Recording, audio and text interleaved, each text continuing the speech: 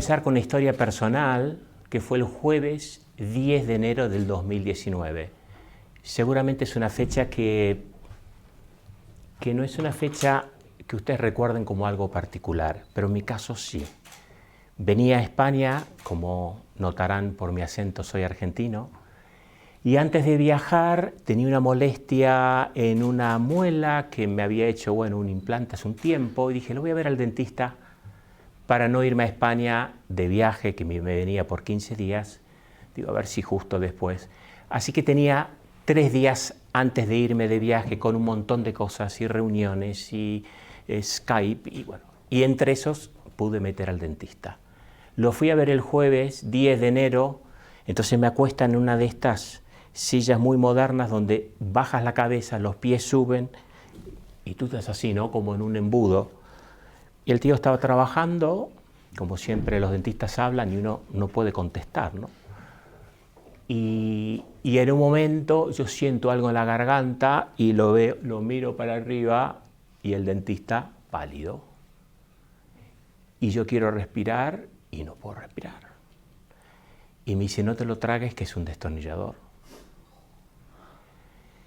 Entonces lo intenté sacar, no pude, en un momento me veo de arriba, veo la sala del dentista, lo veo el dentista, me veo a mí y digo, yo me estoy muriendo. Y lo que se me ocurrió en ese momento era qué manera más bizarra de morir. ¿Cómo voy a morir así?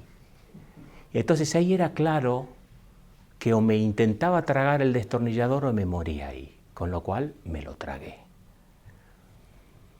Cuando me lo trago, el dentista me dice, te tienes que ir a urgencias, ya.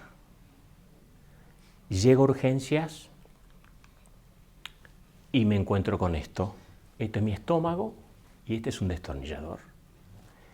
Me dice, mira, vente mañana a las 8 de la mañana, que esto te lo tenemos que quitar. Te vamos a dormir, te hacemos una endoscopía, te lo quitamos y no tienes problema. Me dice, lo grave es si esto pasa al intestino.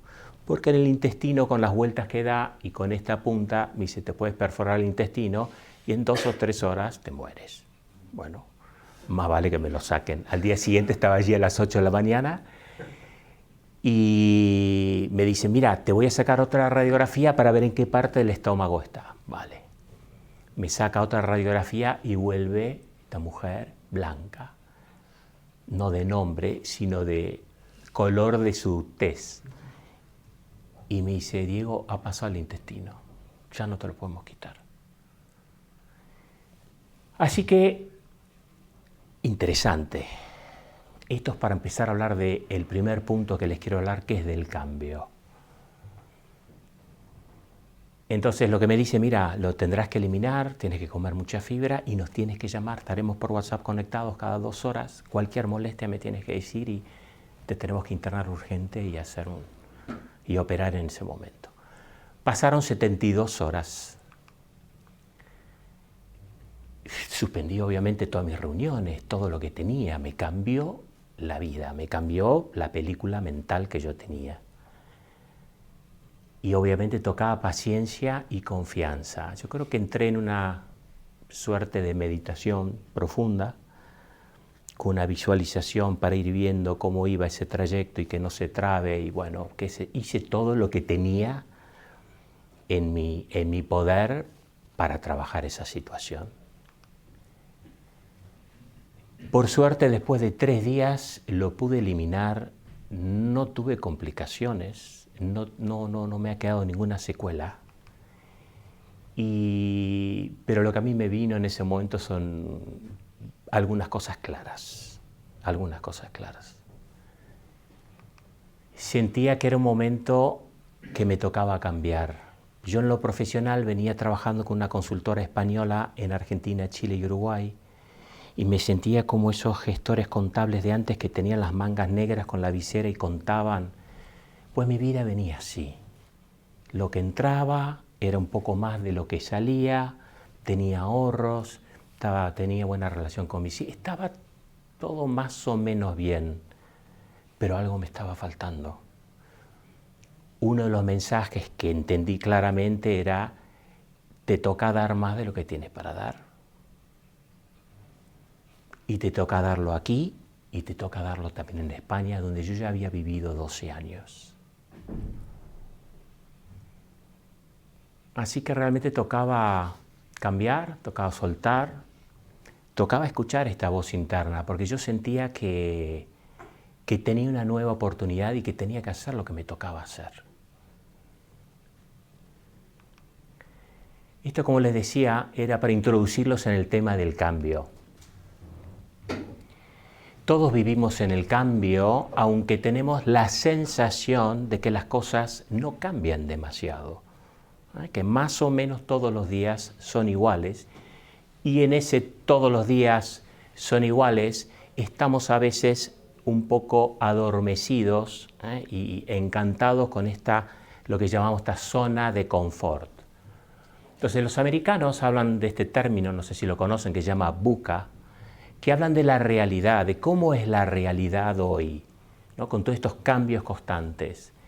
Entonces VUCA viene de volatilidad, que estamos en un mundo muy volátil donde todas las cosas cambian y la tasa de cambio es cada vez más alta. Es complejo porque ya las decisiones no son como antes, que uno decía, compro, vendo, esto es bueno, esto es malo, esto es blanco, esto es negro. Todo entra en una zona gris.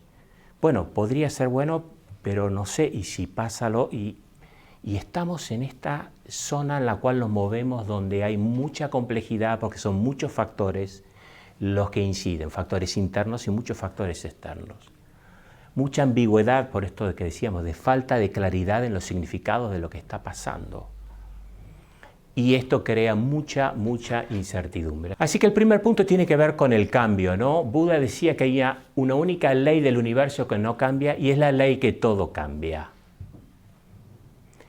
Así que en este cambio nos toca a nosotros, ¿no? Se habla mucho de líderes ágiles, líderes disruptivos, pero lo que quiere decir esto es cómo hacemos nosotros para manejar tantas variables, cómo hacemos para saber qué decisiones rápidas tenemos que tomar.